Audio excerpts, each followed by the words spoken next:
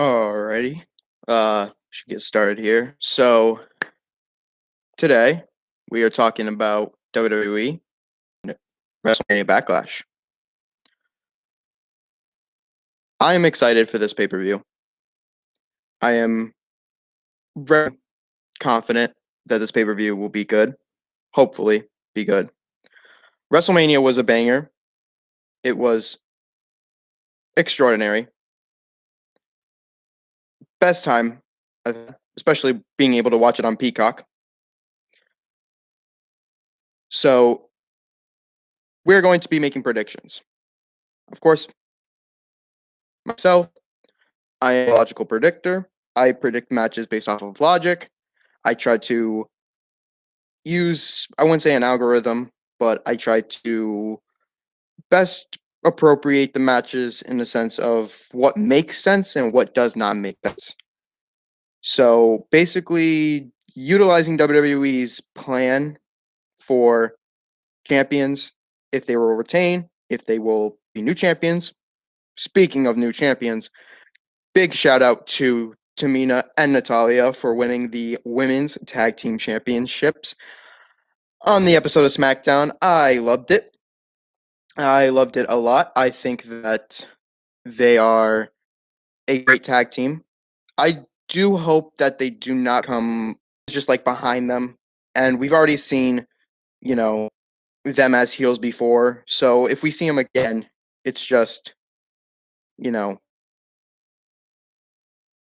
not great. Not great at all. What I will say is that we do have WWE has a variety of ideas going on, especially like now, especially with the whole pandemic going on. It is able to, move forward with their plans versus what we got in 2020. An empty arena, an empty Raw, an empty SmackDown with a bunch of echoes. I used to laugh at those, especially with Alexa Bliss in a tag match on SmackDown. But anyway, let's get on to the matches. This is going to be one short list of matches here, especially with only 6 matches. I think they're going to be 7. I did actually think that they were going to do Intercontinental Championship and a United States Championship match.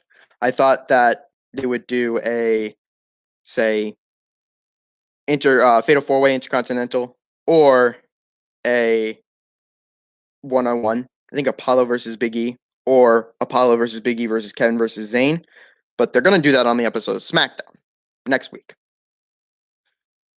As for the United States Championship, I thought WWE was going to set up for Humberto and Sheamus.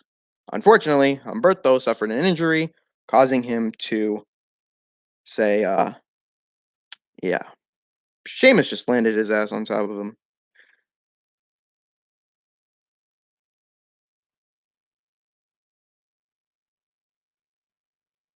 So, I feel like,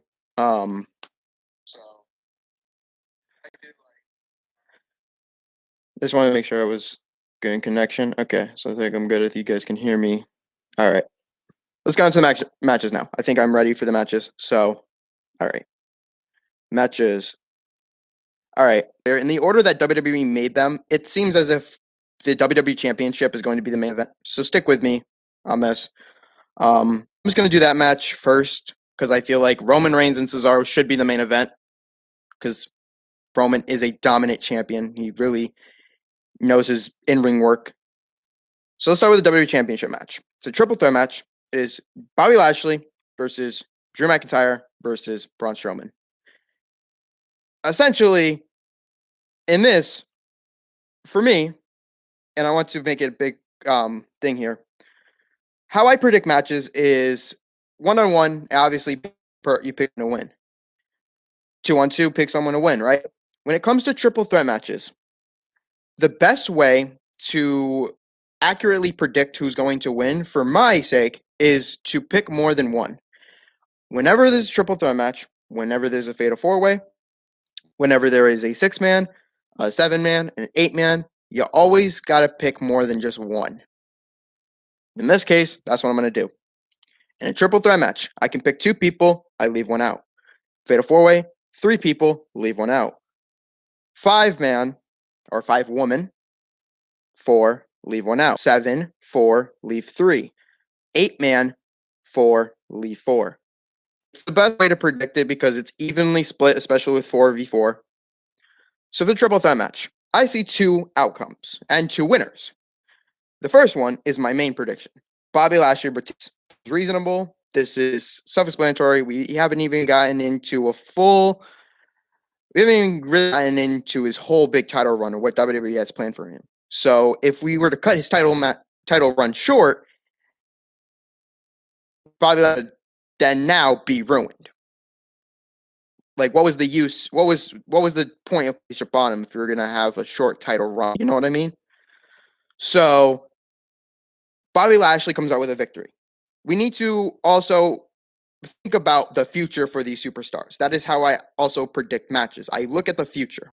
In the future, I see Bobby Lashley taking on Braun Strowman again. The reason for this is because really we don't have anything for Braun Strowman. And if you remember back then, Braun Strowman did say, this was Elimination Chamber time, Braun Strowman did say that though he was a Universal Champion, he was never a WWE Champion. And only WWE Champions, former WWE Champions, could be in that Elimination Chamber. So WWE could just use that to Braun Strowman's advantage. Braun Strowman can also, an excuse he had when it was a triple threat match with Randy Orton and Drew. I didn't get pinned, I didn't get submitted, so you didn't technically beat me. But technically, you lost. Braun, you lost. So, Braun's going to probably use that same excuse. WWE has nothing planned for anybody. For Drew, though, they do have something planned for Drew. And Drew is another person who I am predicting. So that's my second prediction. I picked 2 people, Drew and Bobby. And the reason I picked Drew, WWE could go ways. One, they could put Drew up against Jinder Mahal for the WWE Championship, which in my eyes tells me that, okay, well, they're probably going to go personal because they've been in part of 3MB. Drew McIntyre, though, is not going to win because that would be, again, a 3rd title run for Drew because he already lost it to Randy at Hell in a Cell. He lost it to the Miz at Elimination Chamber. So to put the title on him again is nonsense. And my little saying here, logic makes sense. No logic, nonsense. What would be best, though, is that Drew will go feud with Jinder. This actually sets up a great little program for Drew and Jinder. They will be feuding on Raw. Then they can both enter into, because the next pay-per-view is Money in the Bank, they can enter the Money in the Bank ladder match. Originally, I thought it would have been Randy Orton and Drew in the Money in the Bank ladder match. I'm wrong. Jinder back if it wasn't for that reason. Drew McIntyre has his own feud. Drew McIntyre is going to go up against Jinder. He's going to enter the Money in the Bank ladder match. But is he going to win it? No. The answer is no. Short answer, no. I will explain to you why until I get to my other match, another match, who I think will win it. And if you think someone might win that Money in the Bank, please leave it in the comments down below. Love to read your comments and your predictions, like myself, like mine's. But Drew is not winning it, again, for the 3rd time. But he will be the one who gets pinned and submitted, giving Braun a chance to have an excuse. That is the sense that he's going to have. He's going to say, oh, you didn't pin me, you didn't submit me, I won a title rematch. We get it, Braun. Strowman Express. Okay? Bobby's retaining this match. Bobby's retaining the title in this match. And they can have their feud at Money in the Bank. I'm okay with that. But we need to plan for Drew, and we could put Jinder in that position. Drew winning it would then just cause a rupture of chaos, especially with Bobby asking for a rematch. I don't know what would happen with Braun. Put him in the Money in the Bank ladder match, I guess. I don't know. But the most logical sense for this match is that Bobby will pin or submit Drew. Braun Strowman has his excuse to face Bobby again, a rematch in a singles match. Drew will then go into the Money in the Bank ladder match with Jinder, so we can start up their feud, possibly leading to something. It'd probably be a good feud, especially with his new aligned. I'm loving it here, though. So I think that is a good prediction right there. I would not be surprised if Jinder costs Drew the match. If Jinder actually comes out of nowhere and costs Drew the match. It's a triple threat match, so there's no disqualifications. There's no countouts. Something's going to happen. And also, I would not be surprised if the ring breaks. Courtesy of Braun Strowman, of course.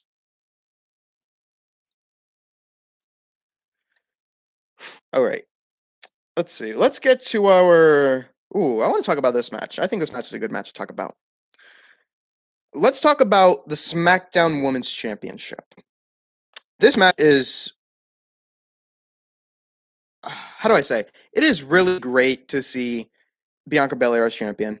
It's great to see that she is now, on the top of her game. She's working that, she's working it in. I say a lot of good stuff about Bianca Belair, especially with WrestleMania and her title win, because that title win made sense.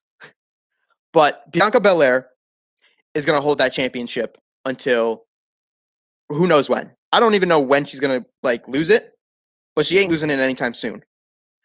I do need to give credit to Bayley's in-ring promo cutting and her laugh. It's so funny. It's so amazing. I love it. It is probably one thing I love about SmackDown, or one of the things I love about SmackDown. Bayley's just so good. She knows how to cut a promo. She knows how to antagonize another person. She just knows her stuff. So what I was thrown off about was Sasha Banks not showing up on SmackDown, or Sasha Banks having no screen time, no view time on SmackDown. She only had one little airtime on SmackDown, and she was like, "Ooh, I got a plan. I'm not gonna show up to SmackDown. I'm gonna wait until Backlash."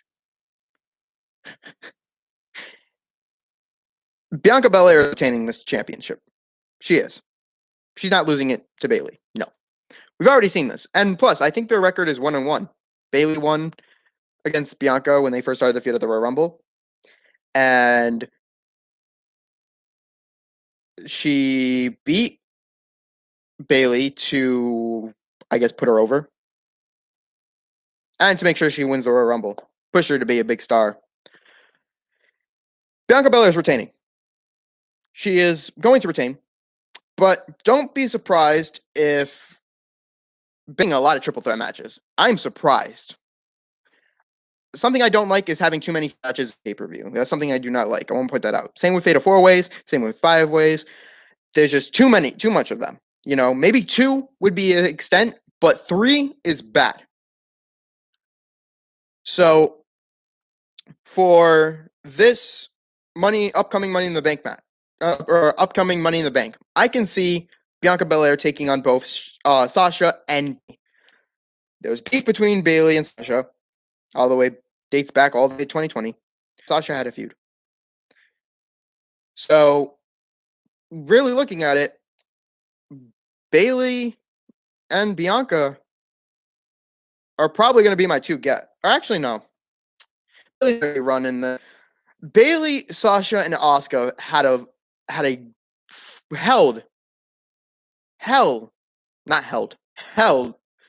of a 2020 championship run. All 3 of those women, great. At Money in the Bank, it would be nice to see Bianca Belair retain the title against the odds of Banks and Bayley. But we're talking about Backlash here. And if we're going to get to that triple threat match, Bianca Belair needs to retain. Bianca Belair is retaining her SmackDown Women's Championship. No, hands down. That's an easy one. A lot of people just swing right past that. But don't underestimate Bayley. She will probably try to use some tacky freaking roll-ups or foot on the rope or some type of chaos thing like that. So don't be surprised if she does do that. She's known for that. She's Bayley. Come on. She's the role model. Bianca Belair retaining, though. Let's get to, since we spoke about Asuka, we should just get to, I don't know, you tell me in the comments, Rhea or Rhea? I don't know how you want to say it. I say Rhea. If you hear me say Rhea, it's probably close, but I think it's Rhea. So I'm going to try to do the best I can. I could just call it Ripley, but to me, I feel that's weird. So Rhea Ripley will defend the title against Charlotte Flair and Asuka. I said before, Asuka is one of the women who carried the Raw Women's Championship, of course, on her back. I'm not going to say the Raw Women's Division because there's just a lot of other women out there. And plus, I should say Asuka's carried the Women's Division on her back. But really, let's remember what WWE did with Asuka when she had the championship. They put the tag team titles on her and Charlotte. That Raw Women's Championship meant nothing. Nothing. She didn't even do jack with it. What did Asuka do with the Raw Women's Championship at TLC? She literally she didn't even defend it. That's the crazy ass part. She didn't even defend it. She didn't even defend it at Royal Rumble. There was an episode of Raw she defended against Lana, and Lana still lost. You put the title back on Asuka again. That's the dumbest thing you could have done. You have no plans for Asuka now. You've used her a lot.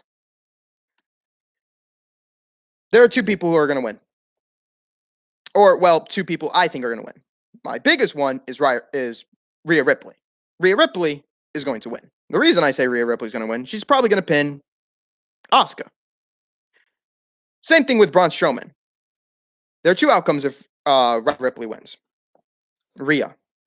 Right. If I say Rhea, doesn't matter. Like I said before, I don't know how you pronounce it. I go Rhea, but I'll say Rhea. Ripley pins Asuka. She gets the 1, 2, 3. She has an excuse of, oh, you didn't pin me. We're gonna have their feud at Money in the Bank. Charlotte at that point could then win. The other outcome could be Rhea pinning Asuka, but then out of nowhere, guys, Becky Lynch returns. Think about it. Really think about it. Money in the Bank. Charlotte and Asuka are playing the Women's Money in the Bank ladder match. Charlotte wins. Charlotte wins the Money in the Bank briefcase. She cashes in. She wins the title. Picture that. Picture right now. Rhea retains.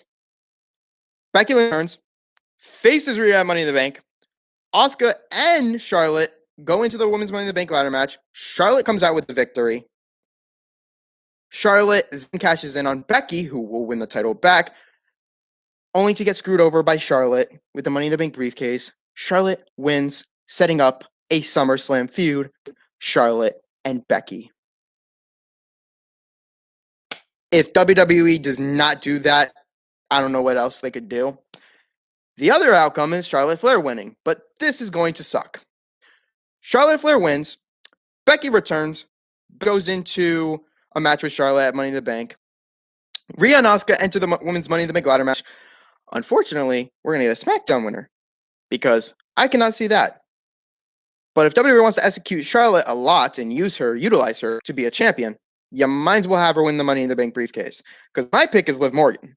I think a lot of people underestimate that pick. But I think Liv Morgan should win that Money in the Bank briefcase. She should hold on to it. She'd go to a feud with Rhea, with her partner. Morgan win the Money in the Bank briefcase. I'd have her feud with Rhea Ripley. Or not Rhea Ripley. Ruby Riott. So many hard names. Ruby Riott and her. And this would actually be interesting because this would act with Cody and Damian facing each other. And they, Cody coming out with a victory. Obviously, Riott would want coming out with the victory here. But maybe we shouldn't break the Riott Squad up. But I think WWE would be fine. I'd be all right. I'd be perfectly fine if they didn't. But staying on topic here, Charlotte winning the match would just, how do I say? Charlotte winning this particular match right now, winning the championship now, it's not a good fit, especially if WWE's plan for Becky to return. Here's my prediction, though. Rhea Ripley, Charlotte. If Rhea Ripley doesn't win, Charlotte's winning. If Rhea Ripley retains, that's good. My actual prediction, my big prediction for this match. Rhea Ripley pins Asuka. You have Becky return. Becky, or on that episode of Raw, I'm not saying that she should return at Backlash. It would be nice. Would be a big pop from everybody. But Becky should return on that Raw. We see Becky and Rhea go into a feud. They will have their Money in the Bank match. The Raw Women's Championship. Becky versus Rhea. Charlotte and Asuka will enter the Money in the Bank ladder match. Charlotte will win the Money in the Bank ladder match. Becky will then win that Money in the Bank. Charlotte will then cash in on Becky, and Charlotte will become the Raw Women's Championship. Champion. That is the best prediction I can make right now. That is my actual prediction moving forward into the future. For Asuka, though, it's the Money in the Bank ladder match. She's already been in one, and last year it was kind of a flop. Both winners of the Money in the Bank match made no sense. Only Asuka made the actual sense.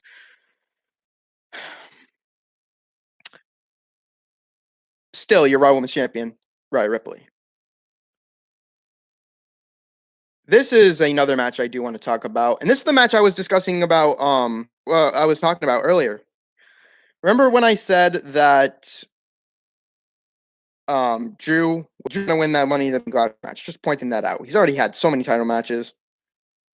Here's someone who's going to win it, though. One of my favorite. Oh my God.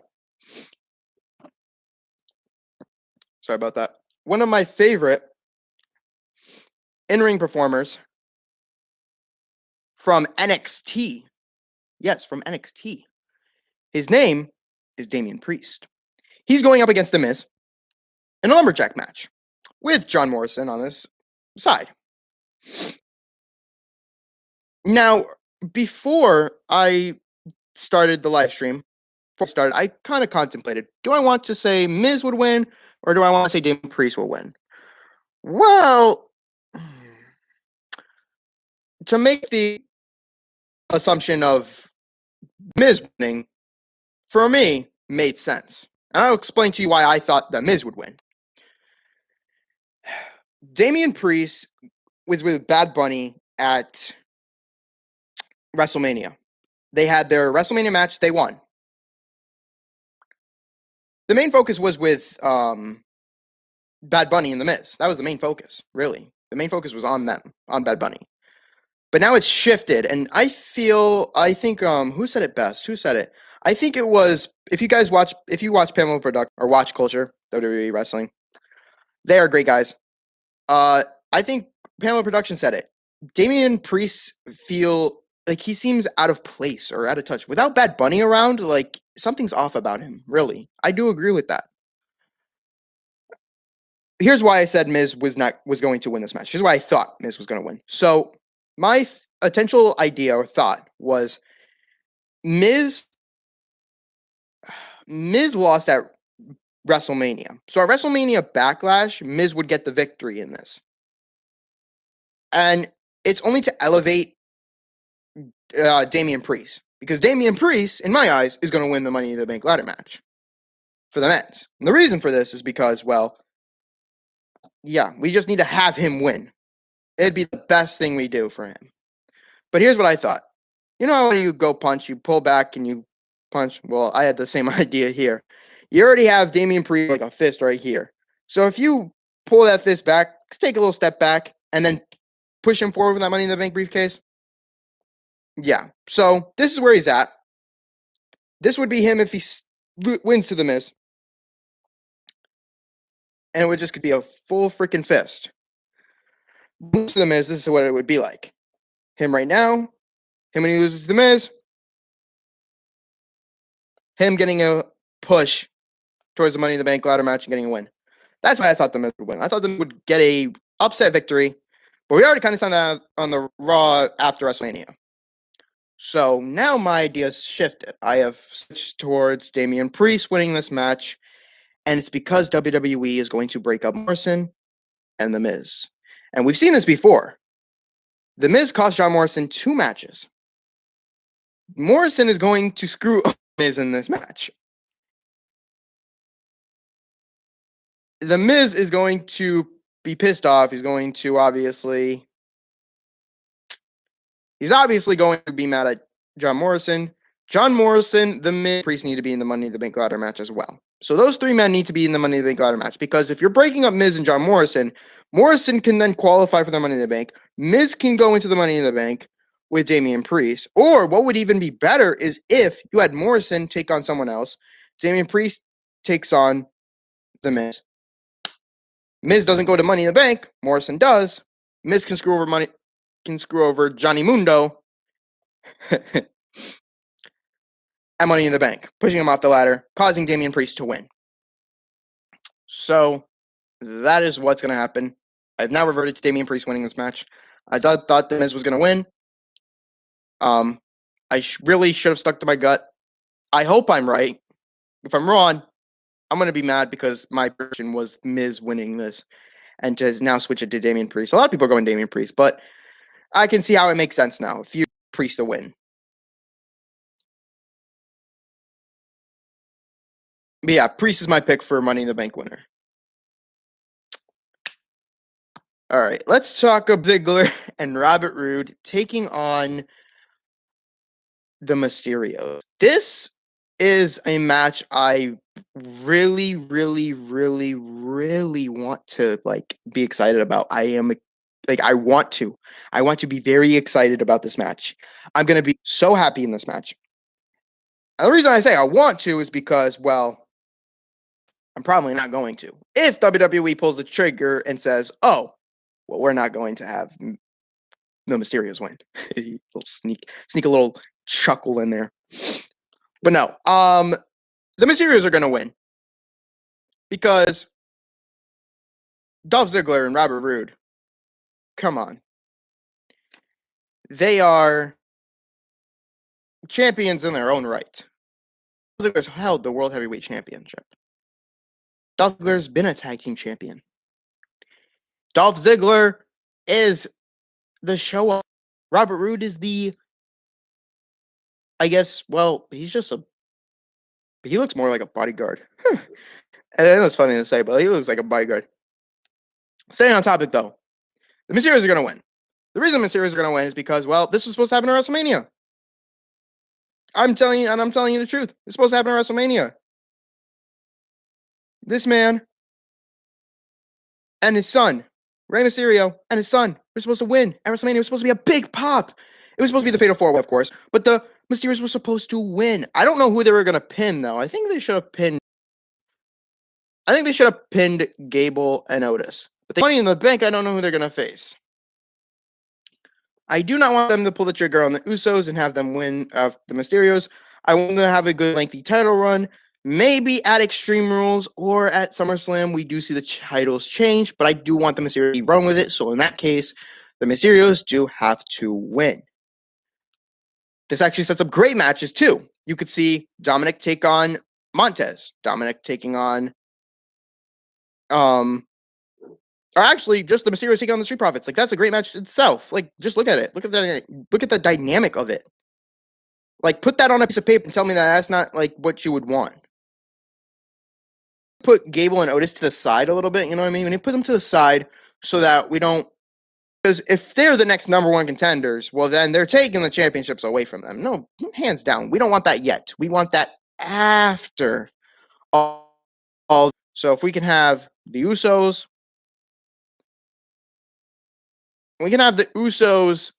after the Mysterios win. But we need to have them have a lengthy turnaround. And I'm going to talk about everything that happened on SmackDown. I'm also going to discuss news. I'm going to discuss a great amount of details for Jimmy's position within the Roman's faction. I will discuss a lot of it. But let's get these predictions out the way first. So, for this match, the Mysterios are winning. They're going to win the tag team titles. They're going to hold on to them for a lengthy time. I don't know how long.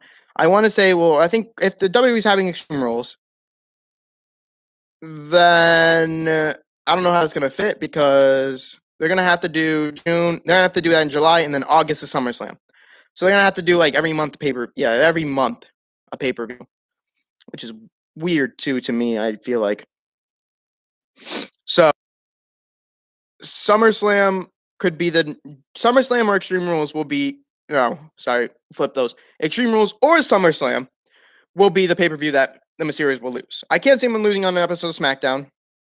It could happen though. It could happen. I could be wrong. That could happen. But pay-per-view wise, Extreme Rules or SummerSlam, they could lose the titles. Rey Mysterio and Dominik Mysterio, your new SmackDown Tag Team Champions. They will win, definitely.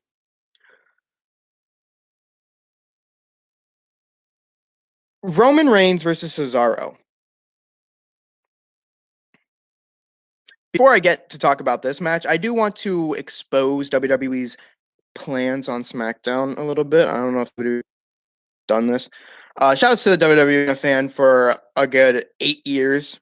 When we get to Survivor Series of this year, it will mark 9 because first pay-per-view I've ever got in WWE was Survivor Series, and I liked it. And I've always been a fan. I was, I believe, 10 years old when I started. 10 years old, me now. And this is great. I started predicting matches at Survivor Series of 2020. Like, that's when I really started. I was logic to predict these matches. So when I first tried it, wow. I was like, no way. Then I did a second time for TLC and I got it right. And I was like, what? Okay. I'm predicting that match then. But I know WWE's plan. WWE's planning to make every champion on SmackDown, not on Raw, on SmackDown, about family or history. These are prime examples. Look at Roman. Roman Universal Champion. Family. Look at Apollo Crews. Intercontinental Champion. History. Is Nigerian descent. Bianca Belair. It's more of representation, but it's also history. Look at family. Tamina, Jimmy Snuka's daughter. Natalia, Jimmy Anvil Hart's daughter. Bret the Hitman Hart's niece. The Mysterios winning is family. So every champion has something to do with history or family. That is it. That is the biggest thing. That is crazy. Those are the champions of the future. Cesaro in the WWE today. I'm getting onto this match now so we can get to the others I want to talk about. Cesaro today, in today's wrestling era, he is my favorite wrestler in the WWE today. To this day, he is my favorite wrestler. Him and Liv Morgan. For some odd reason, I don't know why Liv Morgan, but it's Liv Morgan and Cesaro. Cesaro is a freaking one of the best in-ring performers. He is a natural in the ring. Those uppercuts, did you see that uppercut on SmackDown to Jimmy Uso? Almost took his head off. He was out of here. He almost sent his ass to Mars. That's an expression. But is Cesaro win the championship? No. Can he get screwed over by Seth Rollins? You bet your ass he could. Seth Rollins talked to Roman, remember? My initial thought on SmackDown was going to be Jay versus Seth, Cesaro versus Jimmy, and I got one of those right, obviously. I can't predict SmackDown Raw because I don't know what the match card is, but when I have the match card in front of me, I understand what's going to happen. I know some of the things. Actually, let me check on WWE app to see if any matches have got added, because then I'll have to add that in. Nope, not that I know of. I think we are all good with all these matches. So, yeah, this will be the last match I make a prediction on. Roman Reigns, dominant champion, great champion. He is loved his promo on Jimmy. I loved Roman on Jimmy. I loved that promo. When Jimmy said, so me and Jay win the tag team titles, that technically means we beat off on him. He went off on him. He said, that's not your position. I'm the head of the table. That's my position. That's my character. Don't be taking that from me. That's him. That's Roman. I will explain what Jay's position is after I predict this match, but you already know my prediction. I love Cesaro, favorite wrestler in the WWE today. I would be a fool to go against him. But I'm not a fool to the WWE system. I'm not a fool to the system. I've done this since Survivor Series of 2020. I know exactly who's going to win. If it's not from a distraction, if it is not from any outside interference, any disqualifications or countouts, the winner of this match is Roman Reigns. But I hope I'm wrong. The reason I hope I'm wrong is because, well, I love Cesaro, this champion. Smart move from WWE to put him as champion, but I don't know, man. I don't know. I do not know if that I do hope like Cesaro has not lost a match since I want to say April or May of 2020 or 2019. Roman and Cesaro have some chemistry. Not only that, but they have also been in the ring a couple times together. And I think Cesaro is 0-3 with Roman. 0-3 or 0-4. I do not know. I just heard someone say. I did hear before that they were Cesaro does not won against Roman at all. So maybe a match against Roman and actually beating Roman would be the first time here, you know. But do realize that this is Cesaro's first world title opportunity. Roman's retaining. He's not losing to Cesaro. Cesaro better be pushed towards the Intercontinental Championship. He's a babyface, so that's good. Apollo Crews is he's a worthy heel. He has this big guy with him, aka Dabba-Kato, because WWE doesn't want to use Dabba-Kato's name, so they just put him as Commander Azim. Sir! And he got that freaking Nigerian Medal of Honor.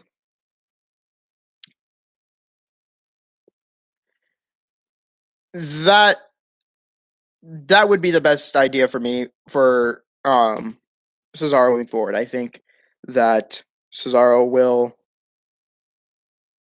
be pushed, hopefully, towards the IC Championship. That's the best push for him. You could actually extend it and put him in the Money in the Bank ladder match with Jey Uso. I don't want Jimmy in that match. I want Jey in that match. Jey's a main eventer, so it makes sense. Put maybe Seth Rollins in that match, and I think you got your whole foreman. I think you got your whole match. You have Drew, Jinder, Morrison, and you need 4 people on SmackDown, 4 people on Raw. If you're going to do 8-man. If you're doing 7-man, well then Drew, Jinder, Damien Priest, John Morrison, Cesaro, Jey, Seth. Done. Bring it on. Roman's next challenger, though. If we can have Shinsuke Nakamura get out of a feud with Corbin, Shinsuke Nakamura is the next one. I really thought Shinsuke should have been the next one. He really should have been against Roman because they had a feud. They teased it at Royal Rumble. So at Money in the Bank, I do hope to see Roman versus Shinsuke. You actually, if we're doing an 8-man, well then it's set. Shinsuke, Baron, you could put Seth in there. Seth, Cesaro, Damian, John Morrison, Jinder, and Drew. Jinder and Drew. That could be it. They're doing 8-man. Women, I don't know. Women-wise, I do not know who's going to be in the Money in the Bank ladder match. All I do know is that those were my predictions. So, to go back down the list again, I'm just gonna go with the ones that I have chose. I do think there's gonna be a 7th match. They're gonna have some 7th match in there. I don't think they'll have a kickoff match. Maybe Shinsuke versus Baron. I don't know. They could have another match on the pay-per-view card right there. Maybe for the Raw Tag Team titles or whatnot. I don't know, man. United States Championship match. I don't know. Something like that. But my main predictions, though. Bobby Lashley retains. Bianca retains. Rhea Ripley retains. Rey and Dominik Mysterio win the tag team titles. The Damien Priest wins. I don't know why I did not change it. I thought I did change my prediction. I guess I didn't on my phone. Damien Priest wins. Roman Reigns wins. And the reason I'm switching to Damien Priest too is because, well, looking at the card, you only have really 3 faces winning, opposed to the other 3 heels. So, yeah. Those are my predictions. Let's get on to the episode of SmackDown we saw yesterday. It's a good time to start it. Roman Reigns kicks off SmackDown. He kicks it off with his right-hand man and Paul Heyman. So this is from WWE right here. Shout outs to WWE, and I want to make a big disclaimer for WWE. I hope they do not, take this down. But WWE, I'm just doing this for educational and fair use purposes. So don't think that I am, anywhere using copyright strikes. I'm literally reading off of what you guys have put down. Obviously could be copyright, but Roman Reigns moves Jey Uso to challenge Cesaro. As Jim Uso continues to irritate the head of the table by upsetting to acknowledge him, or failing to acknowledge him, the Universal Champion challenged his cousin to step up to the plate against Cesaro. This is a good little first, kickoff to Raw. This is a great thing to do with Raw, especially, or not Raw, SmackDown. If I said Raw, I meant SmackDown. This is a great way to start off SmackDown with Roman and his cousin. And, it's just like, and here's the thing, it's like a video game too. Like, you know how you have those main missions and those side quests? Well, in a sense, you have Roman Reigns in his main quest with Cesaro, but this is a side quest that can be turned into a main quest. Jimmy Uso. Cesaro came out because I love Jimmy's performance here. He said, "Why don't you be the head of the table for the day?" So guess what Jimmy did? Jimmy then literally turned around and said, "Yo, hey Cesaro, why don't you come out and face me, huh? Huh? I'm nobody's bitch. I'm not Roman's bitch. I'm nobody's bitch. How about you come out and face me, huh? How we doing right now, Woos?" Then he just turns to Roman and is like, "Yo." And then turns to Roman and is like, "Yo, how was that?" I started chuckling because that was funny. And Roman was like, "Oh my God, I swear. Why do you keep embarrassing us?" It's so funny. Like, it's so easy to laugh at that with Jimmy Uso's performance. Like, so amazing. Such an amazing guy. Oh my God. Such an amazing guy. Okay. Cesaro did come out and he did accept the challenge. And once he's done with Jimmy, at Backlash, he told Roman, you're next. You're next. I'm coming for that championship, boy. All right. We had our women's tag team title match. It was Nia Jax, Shayna Baszler defending those championships against Tamina and Natalya. They couldn't wait until Backlash. They had to put this on SmackDown. So they sent a tweet. Bret Hart actually sent a tweet too, saying that they hope Natalya and Tamina win. And he also said something about I couldn't think about it. I remember the tweet. They even put it on the screen. It said talent cannot be stopped, which is true. Talent cannot be stopped. Talent can't be stopped. It really can't. You can't stop talent. From them, Tamina and Natalya came out determined to put an end to the dominant reign. I think a good 200 and something days. I heard 200 and something days. If you take out lost to Asuka and Charlotte. Put them together, 200 and something reigns. I think that's the longest women's tag team title reign. I don't know. I gotta look it up, or someone can look it up for me. But I'm gonna have to do that. They get their WrestleMania rematch because they both faced each other and well, they lost, but it was great. Nia Jax caused Tamina deja vu with on him like a big Samoan drop into the barricade. Like I remember just like again from like last week, you know. But don't underestimate the hearts, man. Natalya helped the challengers battle back after Natalya gave a good little suplex or German suplex to Shayna, kind of almost hitting her head on the barricade.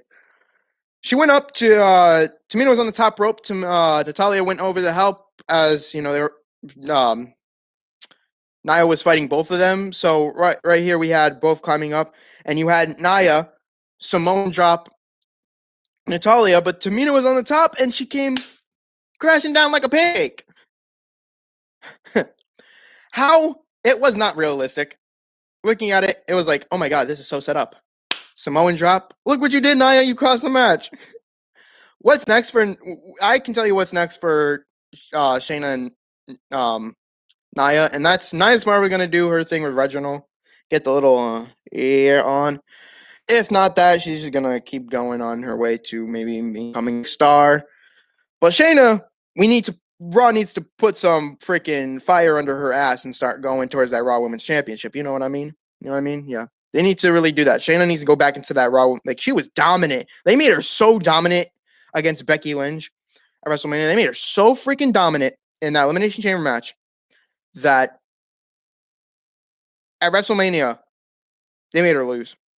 She could have been a Raw Women's Champion at WrestleMania. She could have literally, faced Asuka. Especially with Becky being pregnant, they could have literally had Shayna won. Like, had Shayna have won, Becky go on her pregnancy, whole different story. But no, Tamina does hit splash, causing the 1, 2, 3. They both come out with a victory. Tamina and Natalya are the new women's tag team champions, and they had their little interview.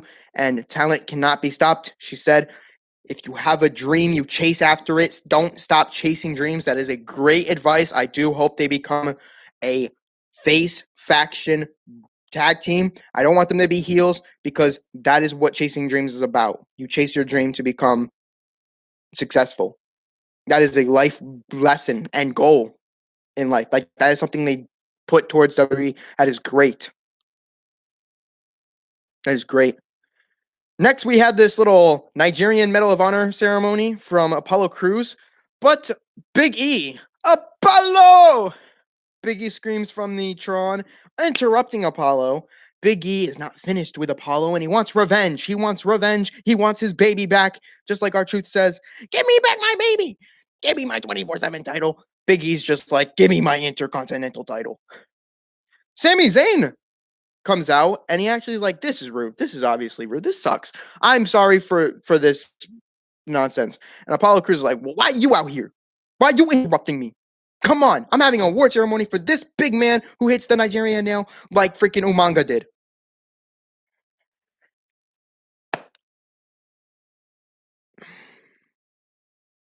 So here, Apollo Crews, of course, he tried to hold his ceremonies, Nigerian Medal of Honor ceremony for Tabakato.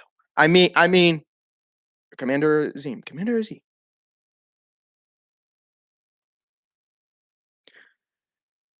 But his challengers had something to say about that.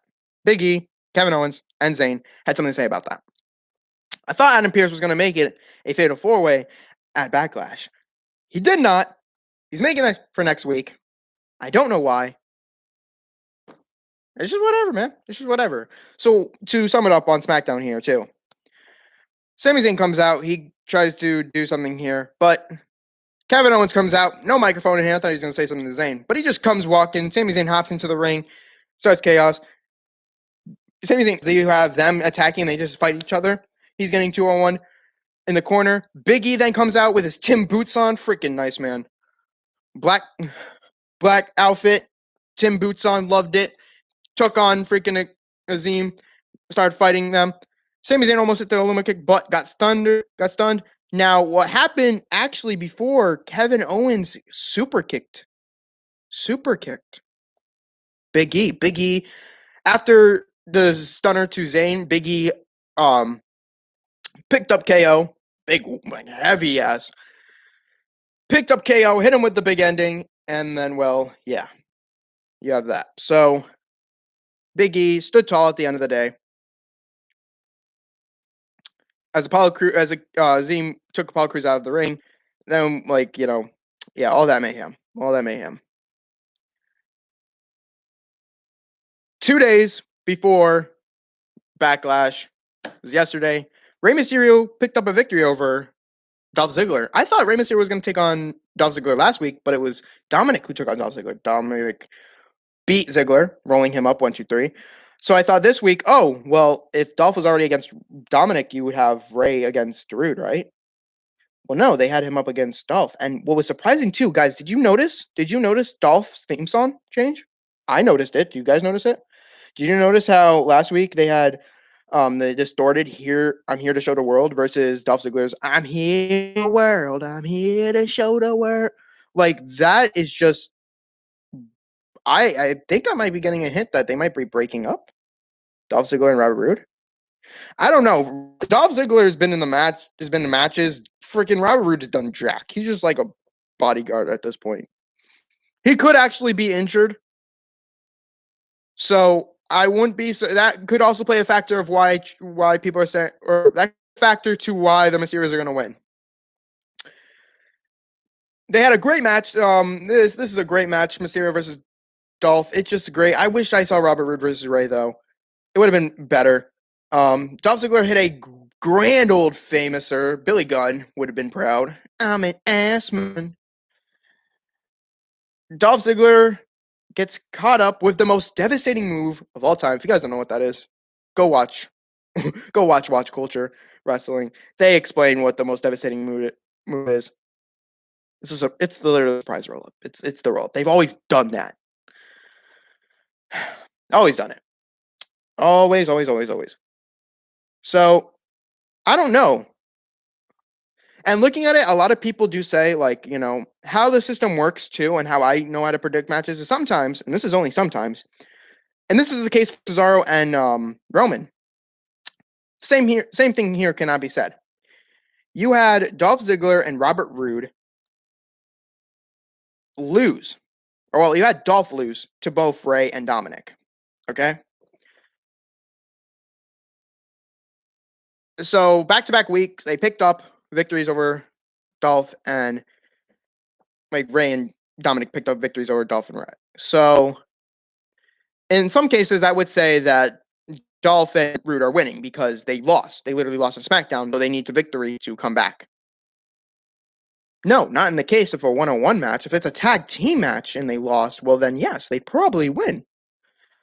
But for Roman and Cesaro, it's different.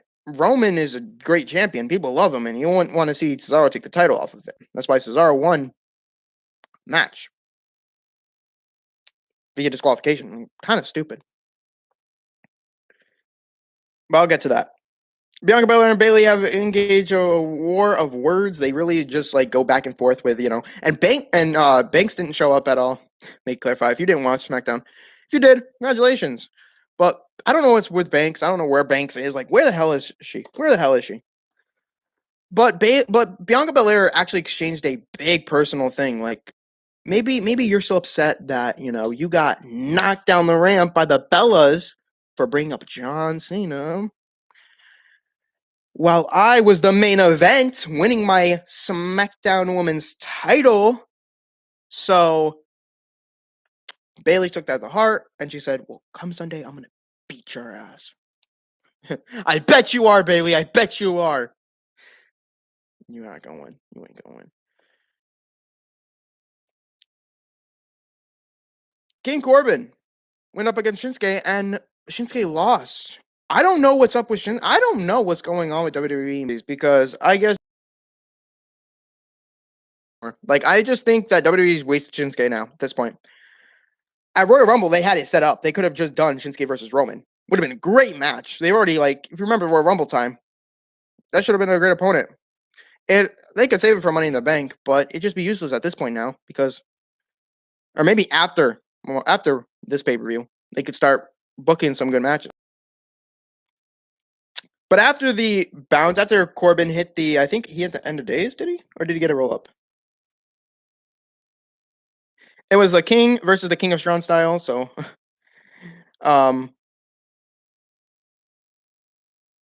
ooh, okay, so Shinsuke had a triangle hold, and Corbin powered through it, pinning Shinsuke. But Shinsuke was not finished as he hit the Kinshasa. He took Corbin's crown and put it on him, making all exaggerating. In mine! Shinsuke is a talented nationwide superstar, so he is going to be, like, you know, he's going to be all right. He's going to be all right. If we can bounce him back into winning matches and having face Roman, great, good. Then we come to the finale. I didn't see Seth Rollins at all, which is surprising. Maybe, like, we saw Aleister Black cut a promo, but it's all dragon tails and shit, like, but we did not see Seth Rollins at all, which scares me, which actually wouldn't be surprised. This actually good right now. Actually pretty good. I'll explain. Having Seth Rollins not on SmackDown for right now is great because this also could mean that he is going to stay home while Becky returns. So they're going to switch jobs between being a father and a mother, which is nice. I do love that, especially when you're two wrestlers who love each other. So, actually, it's a long, late, overdue, like, respects and, you know, shout out to Becky and Seth for having their child. Congratulations, you two. Congratulations on having your child. All hearts and everything out to you guys. You guys are doing a great job as wrestlers in ring work. I love you. I love you both. Like, you guys are just awesome. But Cesaro picked up another victory on SmackDown against Jimmy Uso. Gotta go towards that, right? It was by disqualification. As much as we saw this match, we didn't even get to see a full thing of it because Roman came out and, well, ruined it. After Cesaro hit an uppercut outside of the ring, throwing Jimmy back in, guess who showed up? Yep. Michael Cole and Mr. Pat McAfee were at. Pat McAfee makes SmackDown so much better of watching. Like, it's just so great watching both of them. Especially Pat McAfee, like, standing up. This was a great match, but it got cut short. And I love Jimmy's reaction. Like, you literally, what you doing? What you doing? Nah. And you know what? Jimmy is right about one thing. He even said this. I didn't think Jimmy said this.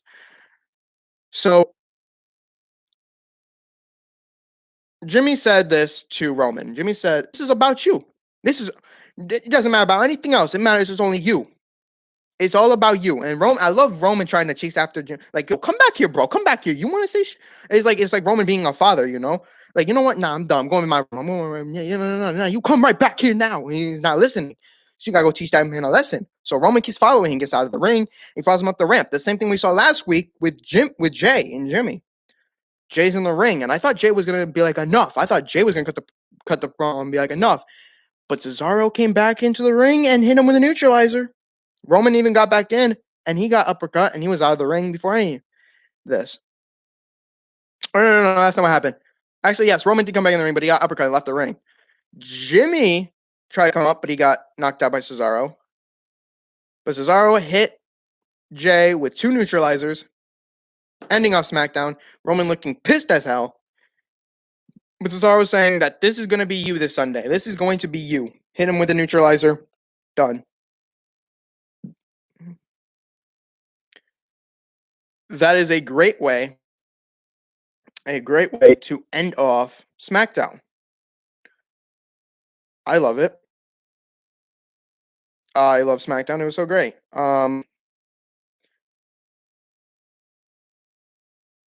we are now going through all of Backlash with high expectations, high everything. It's going to be great. Hopefully it'll be great. If they put Roman and Cesaro as the main event, probably not. But I hope it's a good match. I hope it's a worth watching match. If Seth Rollins just come out of nowhere and does something, I don't know, man. I don't know. I wouldn't be surprised if Seth Rollins comes back and does something, but for real, we do need to talk about the news, and I have good 3 things to talk about in the news. Okay.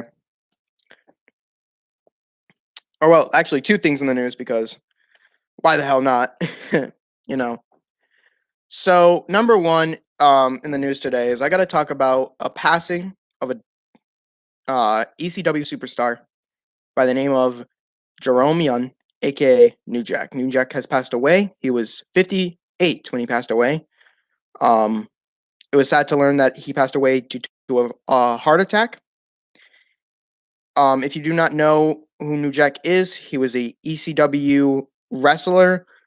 He's a controversial wrestler to be exact. He did, if you remember the mass transit incident, he was a part of that. Coming into here, he was a hardcore wrestling fan. Like he was just like he was everything. He even teamed up with Mustafa Seed. I think I might be failing at the name, but they formed the tag team, the Gangsters. They didn't really like them, but they shook up the ECW in their debut in 1995 when they took on Public Enemy. They actually did have, I believe, they had ECW tag team title reigns. A lot of those were there.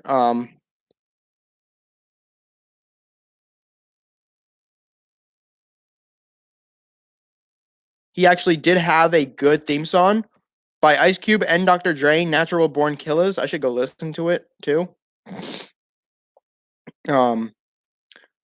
But from WWE, they extend their condolences to Young's family and friends, and I will extend my condolence to to the Young family, to Young's friends. All my hearts and wishes go out to you guys, to the family, to Young's family. I hope you guys really, really hope you guys.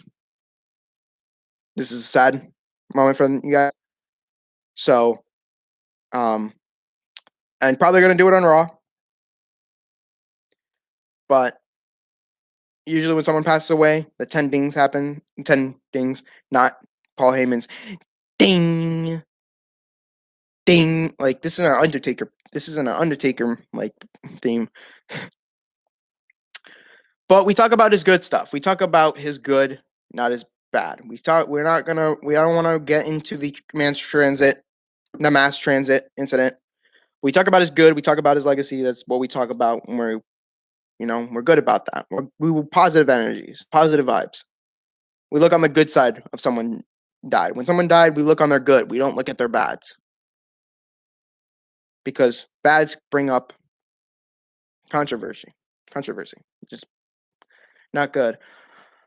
In other news, or I've been hearing, I don't know if this is true or not, but I've hearing rumors that Zelina Vega may be making a return. Zelina Vega has left the company, I think, back in November of last year. So I think good 6 months, but she was seen in the Performance Center on Thursday, May 13th. Actually cutting some videos with The Rock's daughter, who was in the Performance Center too, which is crazy. But yeah, they could be returning back. And this could actually probably explain why we didn't see Aleister Black for a little bit. We didn't see him for like a while, long ass time. But now we have him back, so that's good. But Zelina Vega is probably going to make a return. I don't know exactly where. And I'm also hearing another thing too. I want to bring up a third thing when we get to it. I thought I had two, but it was 3. I was right. It was 3. But yeah, Selena Vega is back. The Performance Center. So I don't know if they're gonna have her back on TV. I don't know what they're doing. If you guys don't know, she was released because of breaking a little third-party policy. Unionization, something she supports. Third parties, such as Twitch, YouTube, all that. I don't know.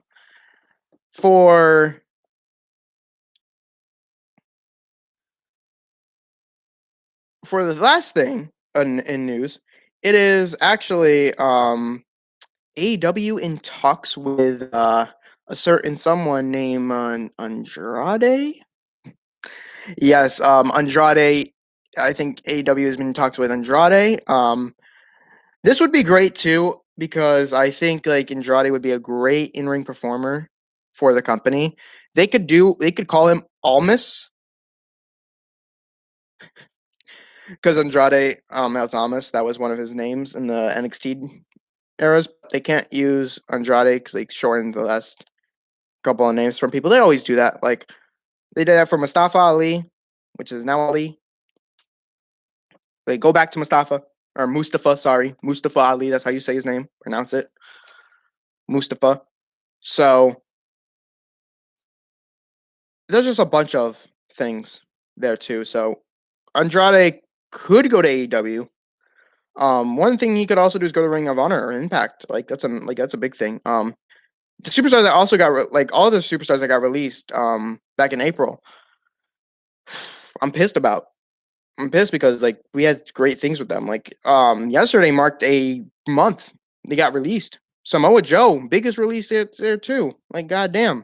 Mickey James was the only one that made sense. Really, Mickey James only one made sense. I hope Samoa Joe goes back to Impact or he stays in somewhere in there. Tucker was released as well, so he's gonna probably be in the indie circuit. Same with I don't know who else got released.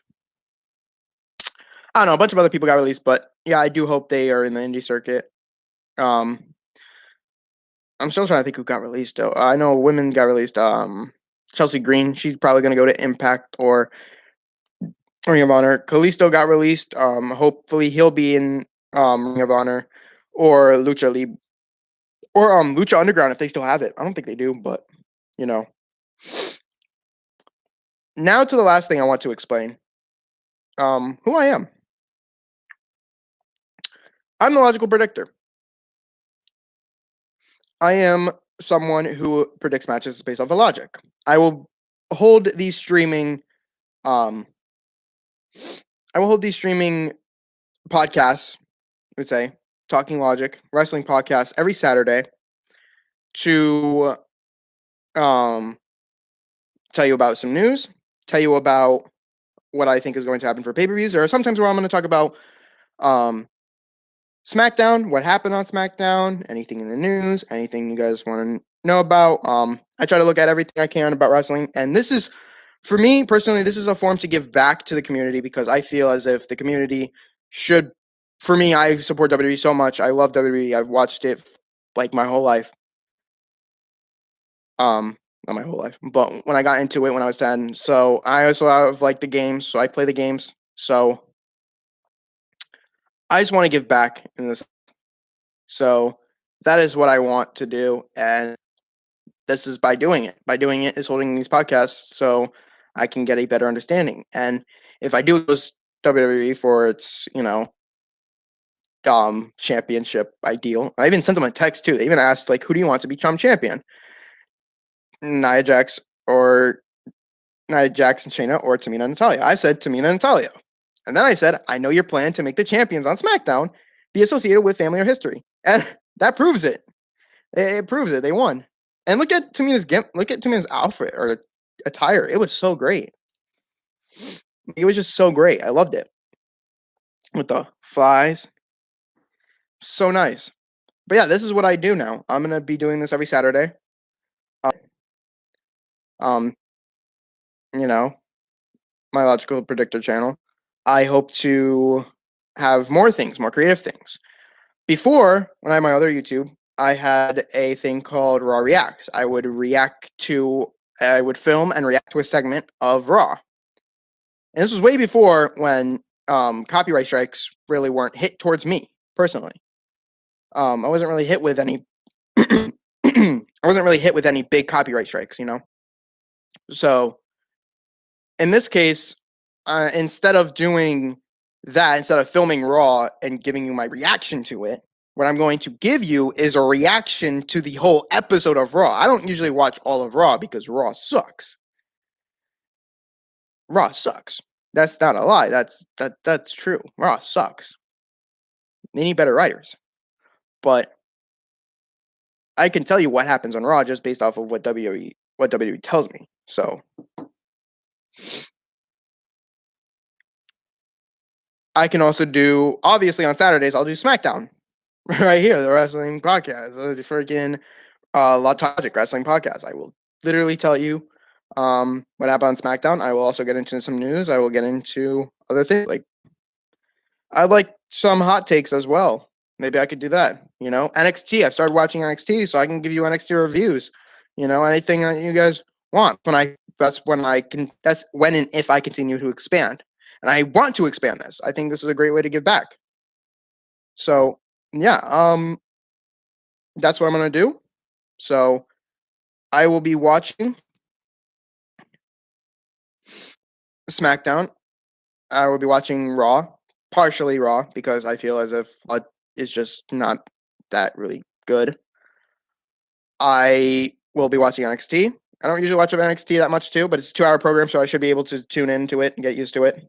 I know they're bringing back In Your House, which I love. Triple H doing a great job. Him, Shawn Michaels, Road Dogg, they're doing so good job at NXT. So great. I love it. Hopefully, I think we're going to see a fatal 4-way between Kyle O'Reilly, Pete Dunne, Karrion Kross, and Finn Balor. So that's going to be great. But we're going to 2 weeks. In 2 weeks. Actually 1 week too. 1 week. We're going to get Finn Balor versus Karrion Kross for the NXT Championship. I can't freaking wait. I love this. I can't wait for it. It's going to be great, guys. It's going to be great. I love it. I can't wait. It's going to be amazing. But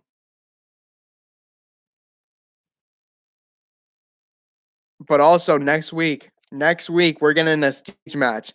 Johnny Gargano is going to defend the North American Championship in a steel cage against Bronson Reed. Oh, I can't wait for that match too. It's going to be so freaking great. It's going to be amazing. I can't wait to tune in and watch it. A lot of things are going to happen next week. Especially me graduating too in the upcoming weeks. So I wanted to make this clear too. I'll probably explain it next week that I will not be doing wrestling podcast on June. Let me check. June 5th. I will not be doing podcast. I will be doing my wrestling I will be doing this wrestling podcast. Today. I was actually supposed to start it on the 1st of May, but a lot of things got held up. So this is a great way to start it too, to give me my predictions and tell you if I'm right or wrong. What I will do though is if I can get on here after the pay-per-view, I will tomorrow. I know a lot of people in my family's gonna probably be home. All right, so it's gonna probably be a little bit weird. After the pay-per-view, if it ends early, like say 10 o'clock, 10:30. If it ends at 10:30, I will hop on here and give you the results.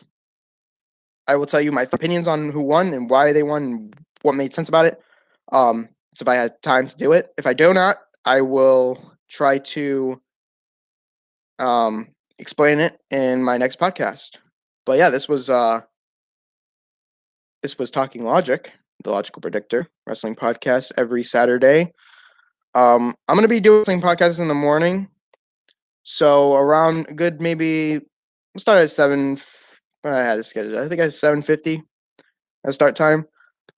I'll be starting my wrestling podcasts at 7:30.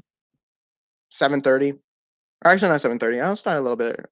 8 would be a probably good time to start. I think 8's a good time. Yeah, 8. I think 8 o'clock is when I will start doing wrestling podcasts every Saturday.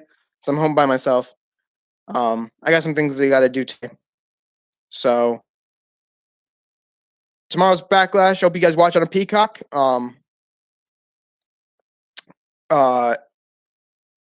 Sponsored WWE Backlash, sponsored by Army of the Dead for Netflix. May 21st. I'm actually gonna watch it. It stars Batista. It looks pretty good. Zombie movie. So good. Okay. 21st. I'm down. But yeah, that is what we got. So yeah, I think that's it. Wrestling podcast over.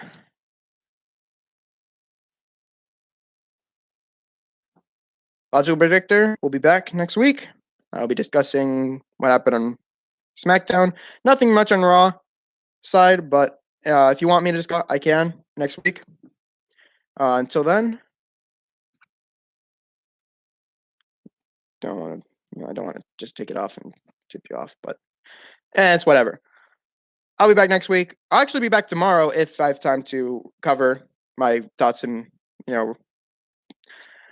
results and thoughts of WrestleMania Backlash. So yeah, see you guys. Maybe tomorrow, next week.